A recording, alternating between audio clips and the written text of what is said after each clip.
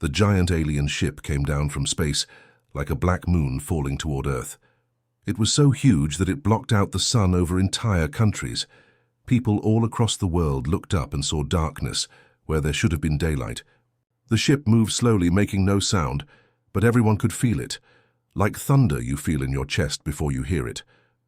Ambassador Velthek stepped out of his ship at the United Nations building in New York. He wasn't like anything humans had ever seen.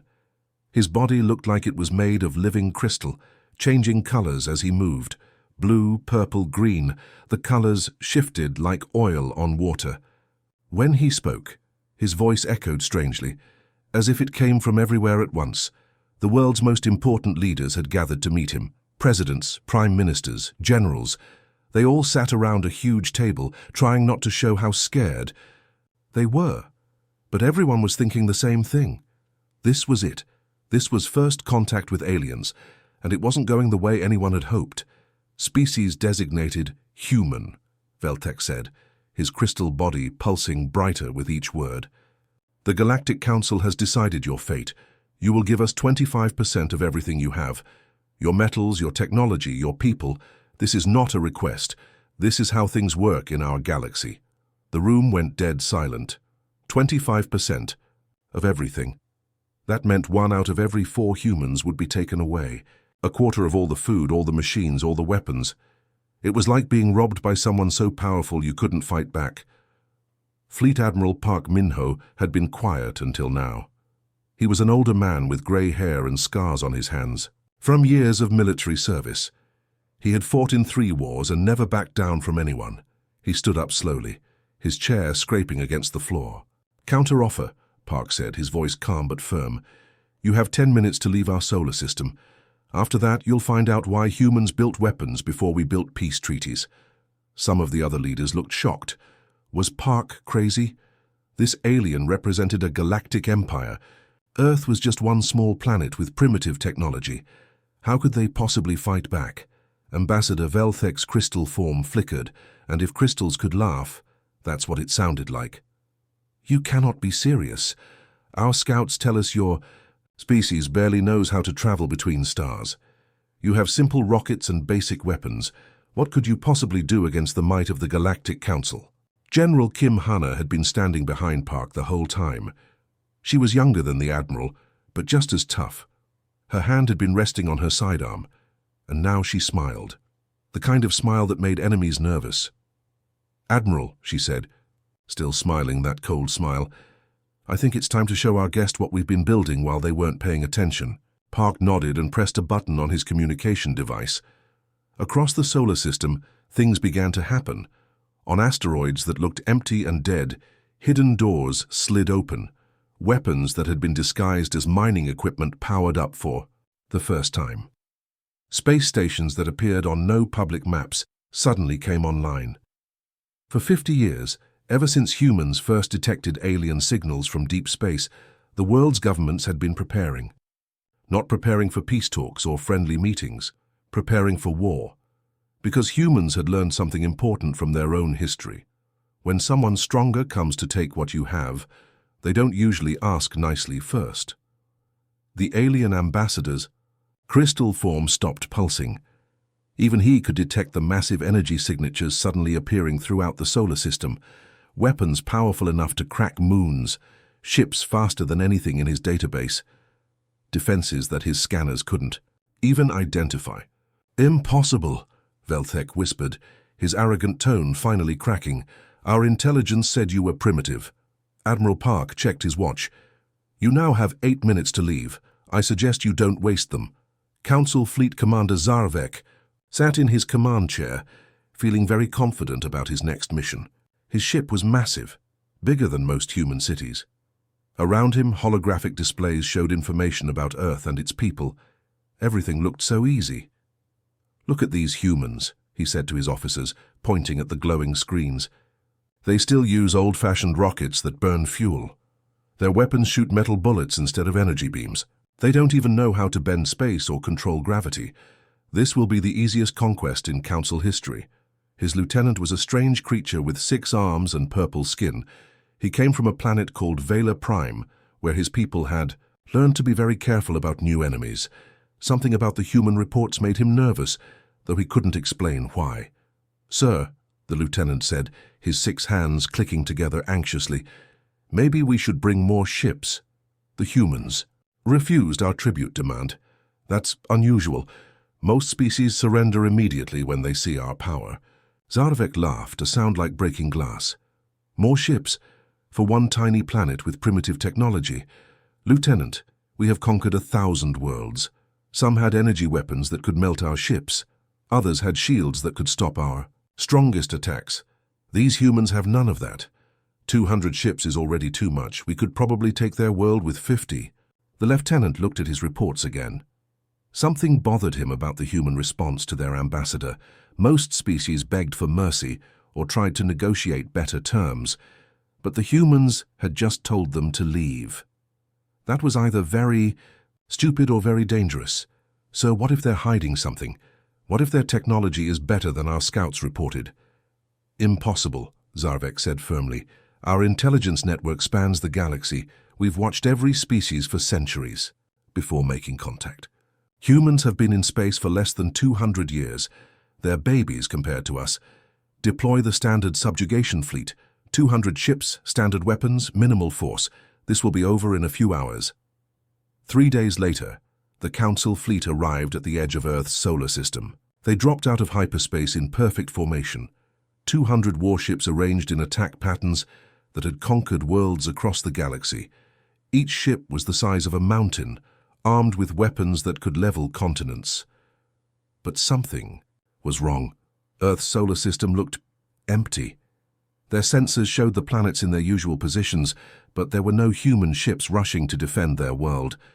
No desperate radio messages begging for mercy. No frantic attempts to evacuate their population. Just silence. Commander Zarvek frowned at his displays. "Where are they?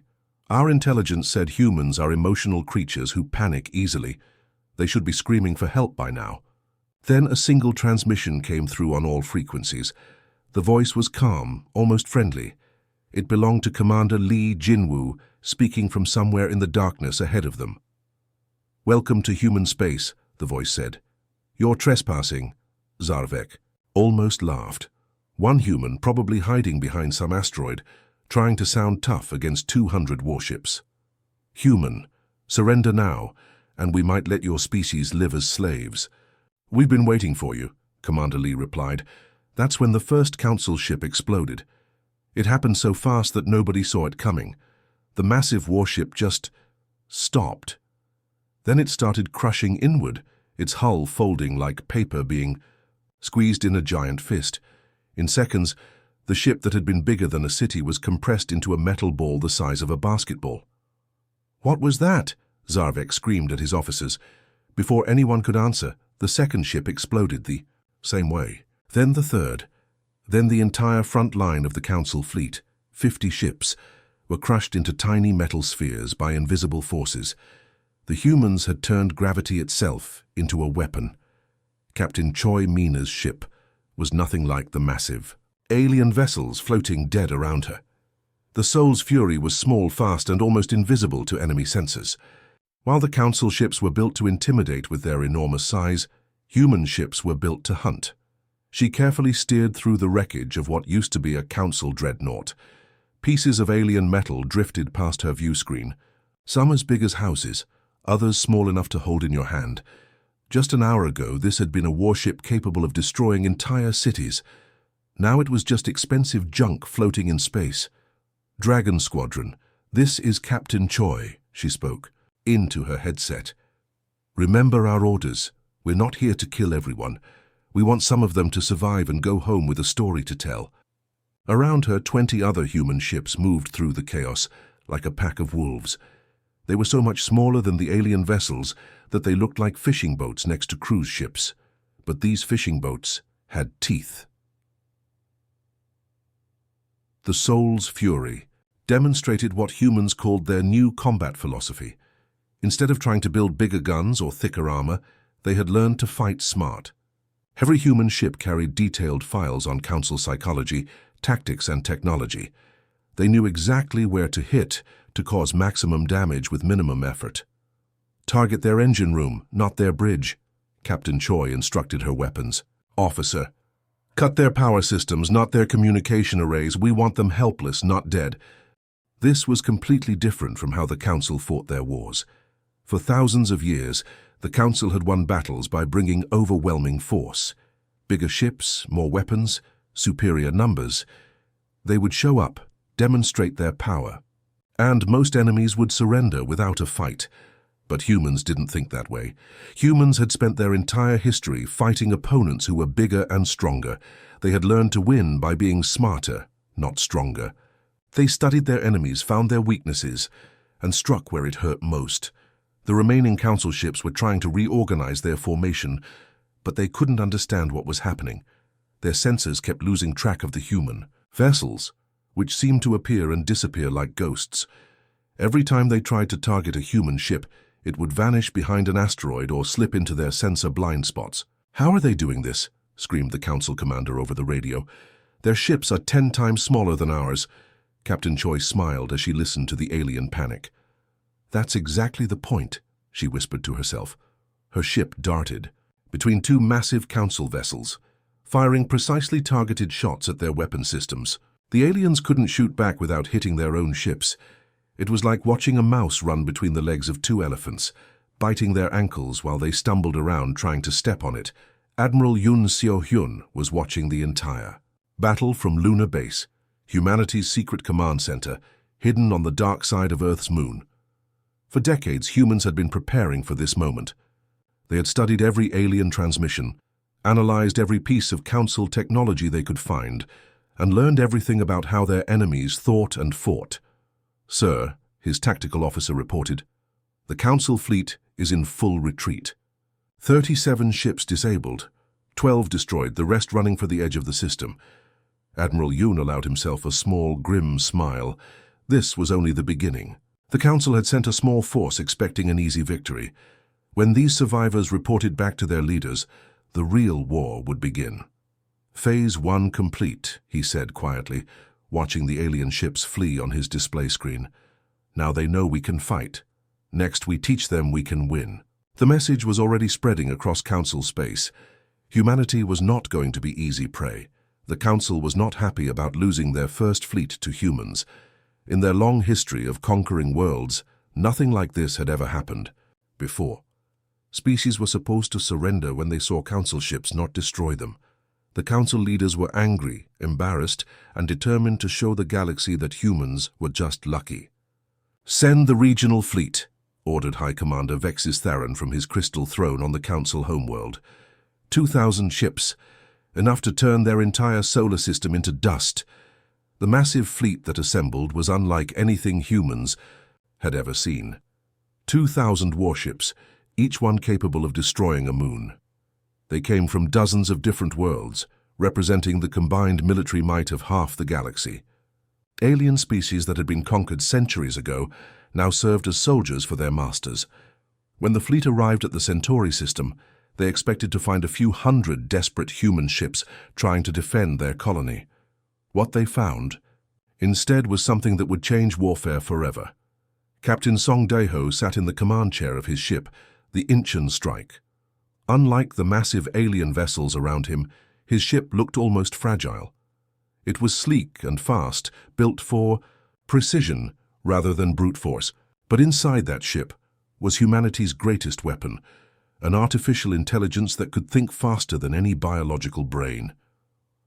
"AI, scan the enemy fleet," Captain Song ordered. In less than 3 seconds, the computer had analyzed every ship in the Council fleet. It calculated their structural weak points, identified their weapon systems, and figured out exactly where to hit them for maximum damage. But that wasn't the impressive part. The impressive part was what happened next. The AI transmitted all this information to every human ship in the system at the speed of light. Suddenly, every human captain knew exactly how to destroy every alien ship. It was like giving 1,000 archers the exact location of their enemies' hearts. "Target acquired," Captain Song announced as his ship's weapons locked onto a battlecruiser that was 20 times larger than his own vessel. "Firing." His ship's main gun wasn't particularly powerful compared to alien weapons, but it didn't need to be. The AI had calculated that the alien ship had a weak spot in its armor: plating, a small section where two different metals had been welded together. The human weapon hit that exact spot with surgical precision. The massive alien battlecruiser began to break apart like a building with its support beams cut. What should have been an impenetrable fortress became a pile of floating scrap metal. In seconds, "Their ships are built for intimidation, not warfare," Captain Song reported to Admiral Kwon Yujin, who was coordinating the battle from his command ship. They've never faced an opponent that adapted to their technology. All around the Centauri system, the same thing was happening. Human ships that were outnumbered 10 to 1 were systematically destroying alien vessels by hitting their exact weak points. The Council had built their ships to look scary and to overwhelm enemies with raw firepower. They had never considered that someone might study their designs and find their flaws. The battle lasted 6 hours. For the first time in Council history, they were losing a fight they should have won easily. Their ships were bigger, their weapons more powerful, their numbers overwhelming. But none of that mattered when every human shot hit exactly where it would do the most damage. When the fighting ended, the space around Centauri was filled with disabled alien ships and floating debris. 1,800 Council ships had been destroyed or crippled. Human losses: 37 vessels. Admiral Kwon's message to the Council was broadcast across the galaxy: "Send more ships. We're just getting started." Dr. Han Sumin had never fired a weapon in her life, but she was about to become humanity's most dangerous soldier. She sat in a small recording studio on Earth, surrounded by books about alien psychology and behavior. Her weapon wasn't a gun or a missile. It was her voice and her understanding of how different species thought. For 20 years, Dr. Han had studied every alien transmission that reached Earth. She had learned their languages, their customs, and most importantly, their fears. Now she was about to use that knowledge to fight a war without firing a single shot. "This is Dr. Han Sumin, speaking from Earth to all species under Council rule," she began, her calm voice being broadcast across dozens of star systems. "You call us primitive, but you've never asked the right question. Why does a species that only learned to travel between stars 200 years ago already think like warriors?" Across Council space, millions of alien beings stopped what they were doing to listen. Her words were being translated into hundreds of languages, reaching species that had been under Council control for thousands of years. "We've been preparing for you since the first time we looked up at the night sky," Dr. Han continued. "When humans first saw the stars, we didn't just wonder if anyone else was out there. We wondered what we would do if they came to conquer us. Every human child grows up hearing stories about fighting against impossible odds and winning through cleverness and determination." On the Council homeworld, High Commander Vexith Theron was furious. "Turn off those transmissions, block their signals." But it was too late. Dr. Han's words were already spreading faster than the Council could stop them. She wasn't making threats or boasting about human military power. Instead, she was asking questions that alien species had never been allowed to ask. "For 10,000 years, you've been told that the Council's way is the only way," her voice continued. "That stronger species naturally rule weaker ones. That tribute and submission are the natural order of the universe. But humans never learned those rules. We've always believed that any being has the right to be free." Captain Im Ji-hoon was monitoring alien communications from his listening post near Jupiter. What he heard made him smile. Across Council space, different species were talking to each other in ways they never had before. They were sharing human tactics, human philosophy, human ideas about freedom and resistance. "Admiral," he reported to Admiral Lim Ga-young, "you need to hear this. The Vegan colonies are refusing to send tribute ships. The mining worlds in Sector 7 have gone completely silent. 3 different species are asking us to teach them how to build gravity mines." Admiral Lim studied the reports flooding in from across the galaxy. "They're learning from us?"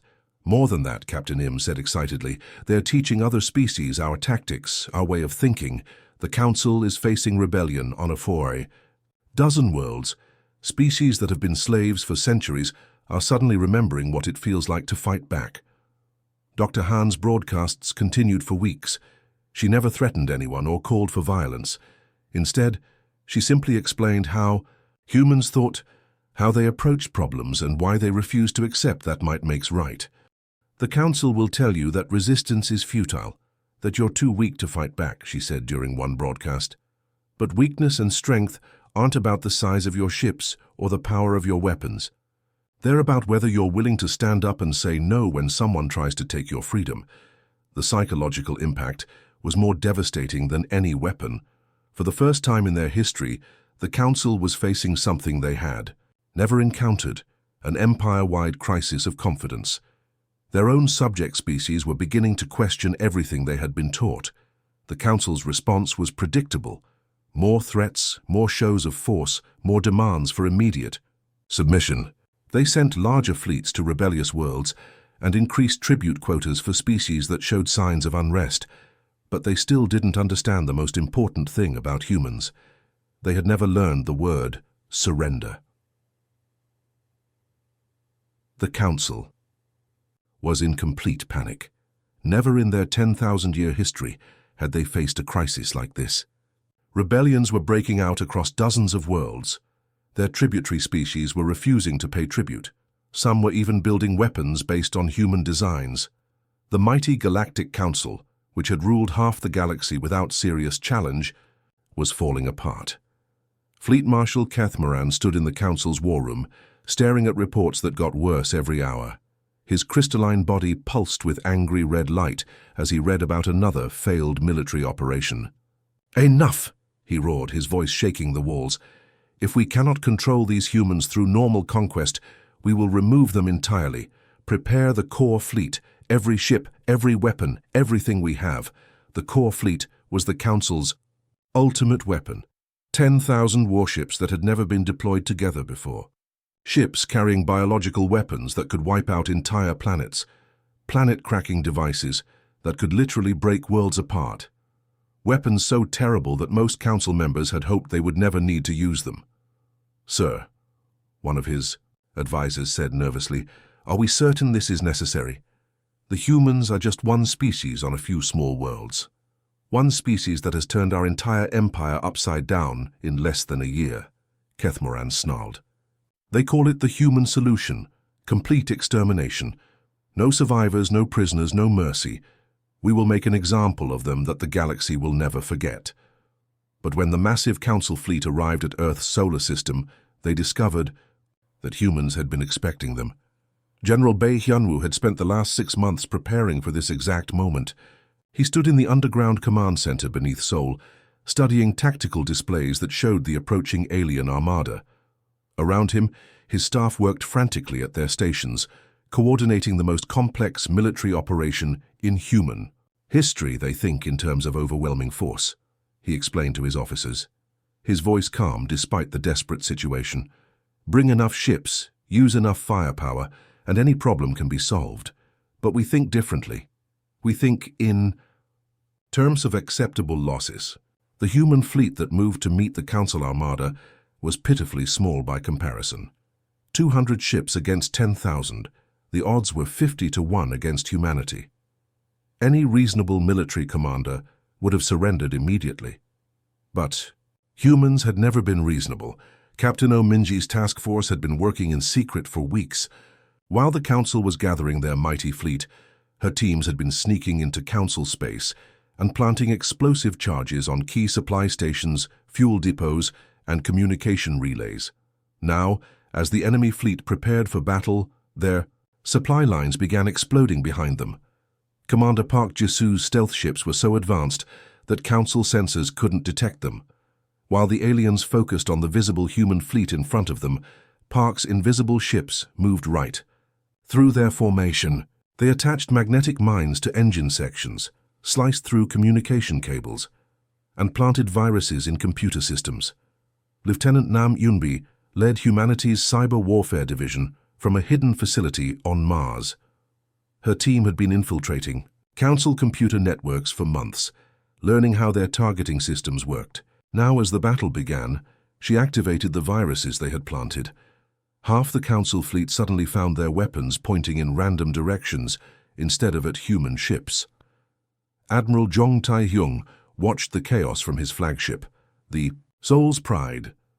Around him, his bridge crew worked with calm efficiency, coordinating attacks that seemed impossible. Human ships darted between massive alien vessels like mosquitoes attacking elephants, but these mosquitoes carried very sharp stingers. "Sir," his tactical officer reported, "the Council fleet is trying to regroup, but their own ships keep firing on each other. Their communication system is completely scrambled." Admiral Zhong allowed himself a small smile. "They brought everything they had," he said, watching enemy ships explode on his display screen. "Good. Now we can destroy it all at once." The Council had made a fatal mistake. They had committed their entire military to one battle, believing that overwhelming force would guarantee victory. But humans had learned long ago that sometimes the biggest army loses to the smartest one. The Council was desperate now. Their mighty core fleet lay in ruins around Earth's solar system. Thousands of their best warships had been destroyed or disabled by a human force 50 times smaller. Rebellions were spreading across their empire like wildfire. For the first time in 10,000 years, the Galactic Council faced the real possibility of complete defeat. Fleet Marshal Keth Moran stood in the Council's emergency command center, his crystalline body flickering with desperate energy. Around him, his advisors argued frantically about what to do next. Some wanted to negotiate. Others suggested retreating to their home territories and rebuilding. But Keth Moran had one final terrible option. "Activate the stellar converter," he ordered, his voice cold as space itself. Even his own officers looked horrified. The stellar converter was the most terrifying weapon in the Council's arsenal, a device that could turn any star into a supernova, destroying entire solar systems in minutes. It had only been used twice in Council history, both times to make examples of species that had refused to surrender. "Sir," one advisor protested, "that will kill billions of innocent people. Even by Council standards, there are no innocent humans," Keth Moran screamed. "They have poisoned our entire empire with their ideas about freedom and resistance. If we cannot rule them, we will erase them completely.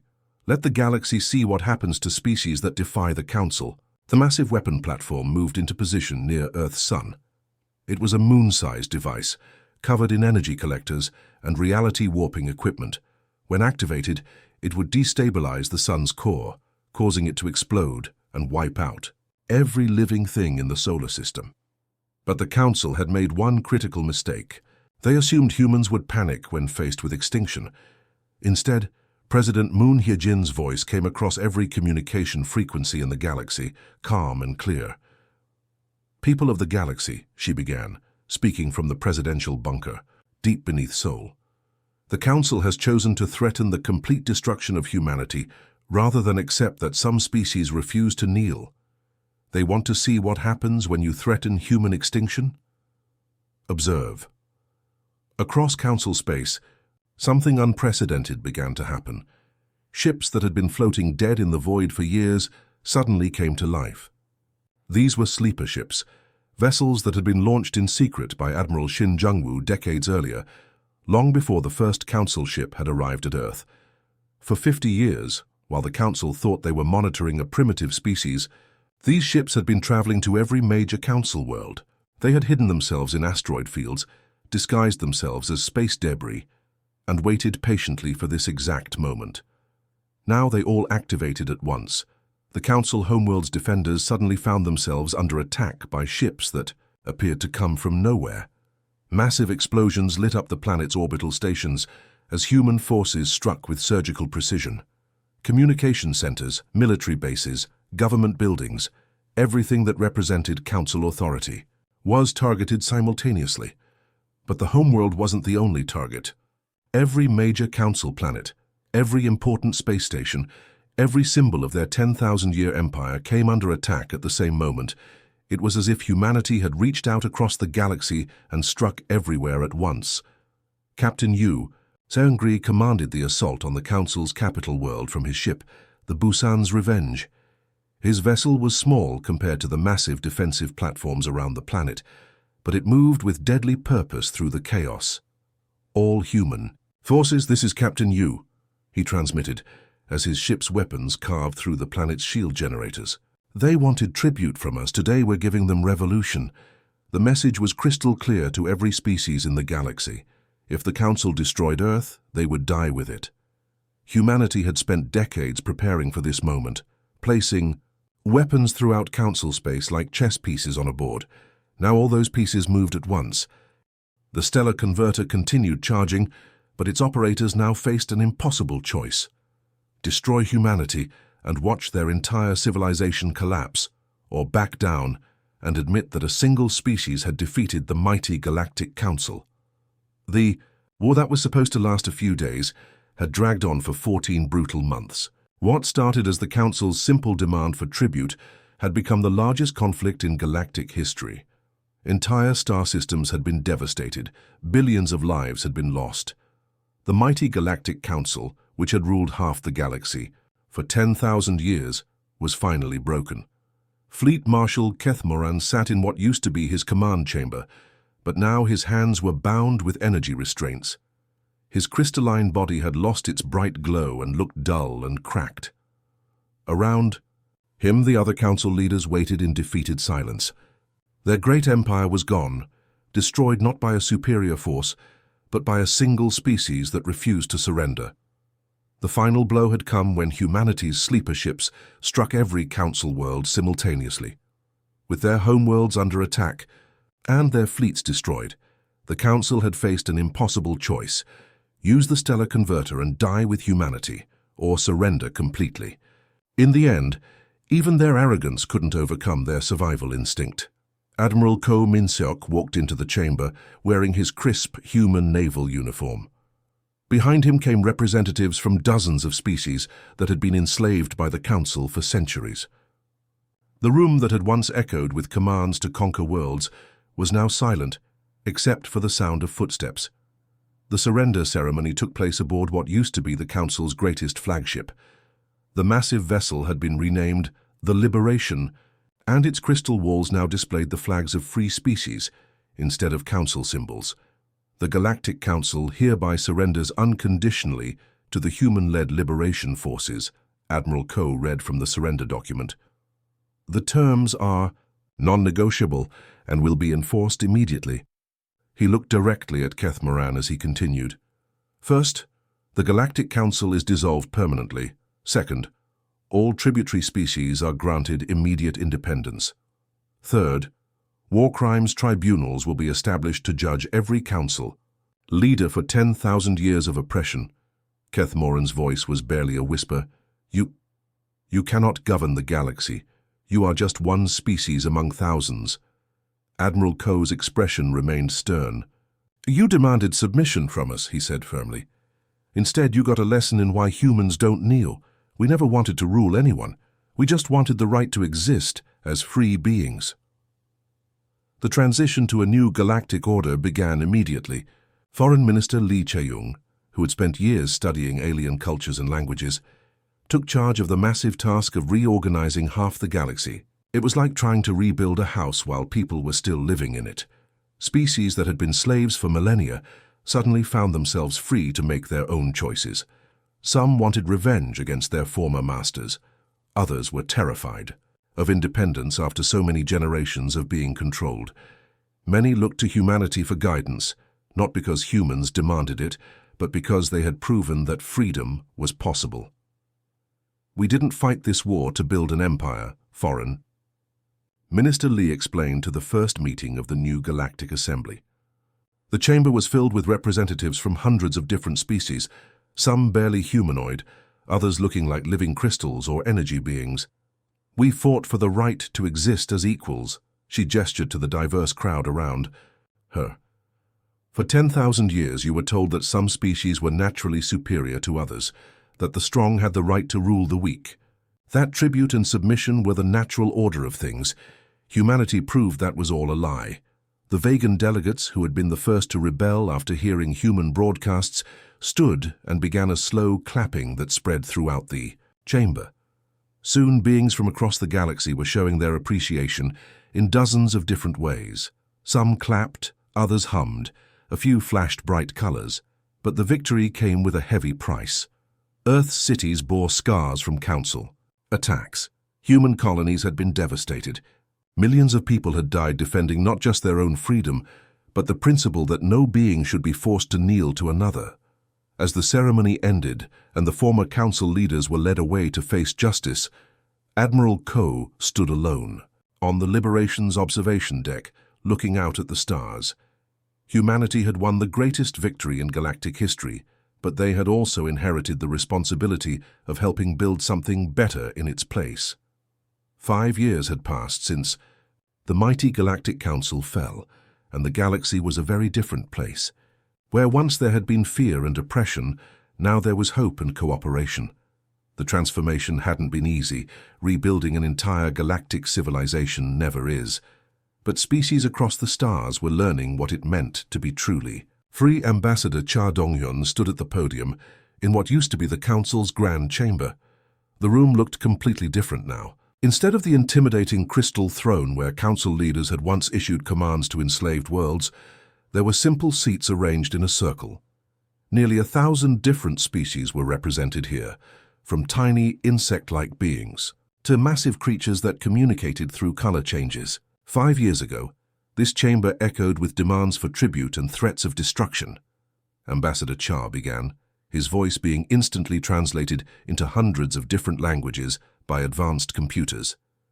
Today, it rings with the voices of free beings working together as equals. The audience was incredible to see. There were the Vegans, whose rebellion had been one of the first to follow humanity's example. The mining species from Sector 7, who had learned to turn their industrial tools into weapons of liberation. The crystal beings from the Outer Rim, who had discovered that their natural abilities could be used for healing instead of forced labor. The Council believed that strength came from making others submit to your will, Ambassador Cha continued. They thought that fear and intimidation were the foundations of order. Humanity proved them wrong. True strength comes from the courage to stand up to bullies, no matter how powerful they seem. In the audience, former Fleet Admiral Park Min-ho listened with quiet satisfaction. He was older now, his hair completely grey, but his eyes still held the same determination that had faced down the first Council ambassador years ago. These days, he served as Director of Galactic Peacekeeping, helping to train defense forces for worlds that had never been allowed to protect themselves. The transformation of the galaxy hadn't happened overnight. Many species had needed years to overcome generations of learned helplessness. Others had struggled with the concept of making their own decisions after millennia of being told what to do. Some had even asked humanity to rule them, unable to imagine governing themselves. But humans had refused every offer of power. They served as advisors, teachers, and protectors when asked, but they never tried to replace the Council as galactic rulers. The lesson they had taught wasn't about human superiority. It was about the right of every being to determine their own destiny. Freedom is not a gift that one species gives to another, Ambassador Cha explained to the assembled delegates. It's a right that belongs to every thinking being in the universe. Our role is not to grant freedom, but to defend it wherever it's threatened. Far across the galaxy, Captain Seo Yuna was patrolling the Outer Rim in her ship, the New Soul. Her mission was peaceful now, checking on newly independent colonies, helping to settle disputes between species, and making sure that no new council was trying to form in the power vacuum left by the old one. As her ship drifted through space, she passed a memorial station that had been built where the Council's capital world once stood. The planet itself had been turned into a peaceful research center, but the memorial served as a reminder of what had happened here. The inscription on the memorial was simple but powerful, written in every known language in the galaxy. Here stood, "Those who believed might made right." Here learned the universe that some species refused to kneel. Captain Seo smiled as she read those words. They captured everything about humanity's gift to the galaxy, not conquest or domination, but the simple, revolutionary idea that freedom was worth fighting for. The galaxy would face new challenges in the years to come. There would be disputes between species, resource conflicts, and probably new threats from unknown regions of space. But now, the galaxy faced these challenges as free beings, not as slaves waiting for orders from their masters. Humanity had given the universe its greatest gift, the knowledge that no one has to kneel.